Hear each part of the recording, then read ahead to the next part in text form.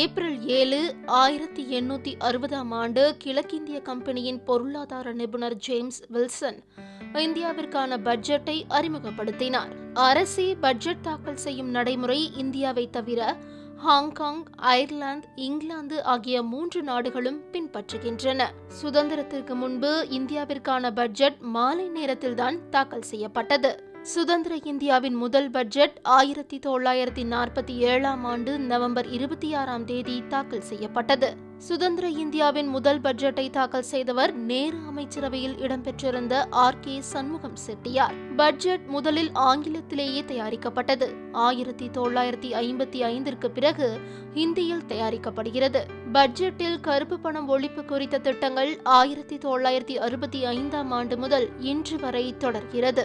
இந்தியாவின் கருப்பு பட்ஜெட் என்று வர்ணிக்கப்படுவது 1973-74ஆம் ஆண்டு பட்ஜெட். அப்போது 550 கோடி வரை நிதி பற்றாக்குறை ஏற்பட்டது. 1991-92ஆம் ஆண்டில் இடைக்கால பட்ஜெட்டை பாஜகவை சேர்ந்த யஷ்வந்த் சின்ஹா தாக்கல் செய்ய, பொது பட்ஜெட்டை காங்கிரஸ் கட்சியை சேர்ந்த மன்மோகன் சிங் தாக்கல் செய்தார்.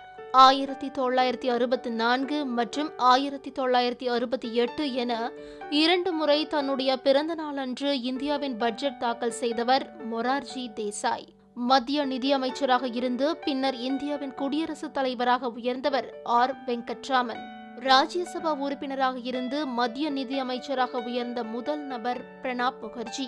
RBI கவர்னராக இருந்து மத்திய நிதியமைச்சராக உயர்ந்த முதல் நபர் C.T. தேஷ்முக். தொடர்ந்து 5 ஆண்டுகளுக்கான பட்ஜெட்டுகளை வரிசையாக வழங்கியவர்கள் யஷ்வந்த் சின்ஹா மற்றும் மன்மோகன் சிங். மிக குறைந்த காலம் நிதியமைச்சராக பதவி வகித்தவர் K.C. நியோகாய். இவரது பதவிக்காலம் 35 நாட்கள் மட்டுமே.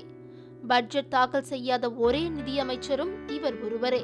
நேரு, இந்திரா காந்தி, ராஜீவ்காந்தி ஆகியோர் பட்ஜெட் தாக்கல் செய்யும் போது பிரதமராக பதவி வகித்தனர்.